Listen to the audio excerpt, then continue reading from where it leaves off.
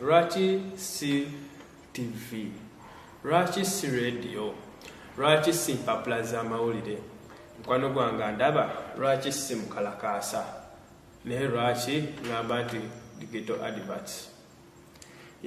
Nina ensonga zange wano eziwerako Lwakyi digital adverts, era nga njagala nzikunnyonnyole mu budde obutini bw'ensigazza osobole okuzitegeera, oba oliawo naawe osobola ozitegeeza mulirwanaawo, ne mulirwanaawo naye zitegeeza mulirwanaawe, ne tulaba nga ffenna tuvaayo gye twabulira gye batuseera ne tujja eno ewanyuma eno ewalungi.